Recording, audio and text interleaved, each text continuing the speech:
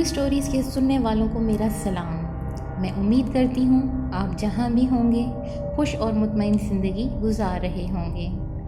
میری آپ سے درخواست ہے کہ میرے چینل کو سبسکرائب کریں اور بیل آئیکن کے بٹن کو دبائیں تاکہ میری ہر آنے والی ویڈیو آپ تک پہنچ سکے۔ یہ لاہور کا واقعہ ہے جہاں پر اب DHA موجود ہے، لیکن اس وقت وہاں پر DHA نہیں بنا تھا اور بس کہیں کہیں چند ایک گھر موجود تھے۔ وہ جگہ بہت ویران تھی اور کچھ لوگوں کا کہنا تھا کہ یہاں ایک گھر پر جنات کا بسیرا ہے، یہاں پر کوئی نہیں رہ سکتا۔ چونکہ یہ جگہ ویران تھی اور نہایت خوفناک منظر پیش کرتی تھی اور لوگ اس جگہ جانے سے ذرا پرہیز ہی کرتے تھے۔ ہم اس عمر میں تھے کہ کہیں کسی کی بات پر کان نہ دھرتے تھے۔ جو گھر جنات کے بسیرے کے لیے مشہور تھا وہ بہت بڑا تھا اور اس کے پاس ہی ایک کھیل کا میدان تھا اور ہم وہاں کرکٹ کھیلا کرتے تھے۔ اپنے بڑوں کے منع کرنے کے باوجود ہم کسی بات پر کان نہیں دھرتے تھے۔ ہم تمام دوست اکٹھے ہوتے اور وہاں جا کر کرکٹ کھیلا کرتے تھے۔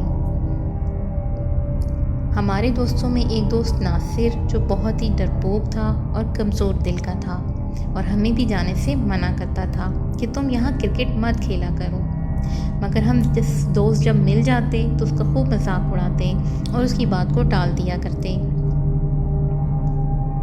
اس جگہ پر وہ بہت کم آیا کرتا تھا۔ ایک دفعہ ہم تمام دوست اس کے گھر پہنچ کر اکٹھے ہوئے اور اسے اپنے ساتھ لیا کہ آج تم بھی ہمارے ساتھ کرکٹ کھیلو گے۔ چاروں نہ چار وہ ہمارے ساتھ آ تو گیا، لیکن پھر ہمیں بھی منع کرنے لگا کہ دیکھو اب مغرب کا وقت ہوا جاتا ہے، ایسا کرتے ہیں ہم کسی اور جگہ کرکٹ کھیل لیتے ہیں۔ لیکن ہم دوستوں نے اس کا بہت مذاق اڑایا۔ اس پر ناصر ناراض ہو کر ہم سے چلا گیا اور کافی دن گزر گئے، وہ پھر میچ کھیلنے نہ آیا۔ کچھ دنوں بعد ہم نے بھی ایک نائٹ میچ کا پروگرام بنایا اور یہ بھی ضروری نہ سمجھا کہ اس کو بلایا جائے، اور یہ میچ ہم نے عشاء کی نماز کے بعد رکھا تھا۔ خیر، عشاء کی نماز ہم نے مسجد میں ادا کی اور اس کے بعد ہم اب کرکٹ کھیلنے اس جگہ جا پہنچے۔ ابھی ہم کرکٹ کھیل ہی رہے تھے کہ ناصر خود ہی آ گیا۔ ہم سب حیران ہو کر اس کو دیکھنے لگے اور کہا کہ تم کہاں سے آ گئے ہو؟ کیا تمہیں ڈر نہیں لگ رہا؟ مگر اس نے ہماری کسی بات کا جواب نہ دیا، بلکہ صرف اتنا کہا کہ میں بھی تمہارے ساتھ کرکٹ کھیلوں گا۔ خیر، ہم سب پھر اس کے ساتھ کرکٹ کھیلنے لگے۔ ایک کرکٹ کھیلتے دوران ایک دوست نے اتنی تیز شاٹ ماری کہ گیند اس گھر میں چلی گئی جو کہ جنات کے نام سے مشہور تھا۔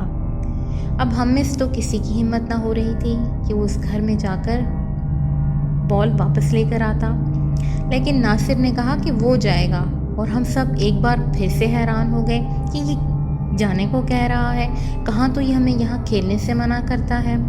خیر، اس نے ہماری کسی بات پر کوئی توجہ نہ دی اور اس گھر میں چلا گیا۔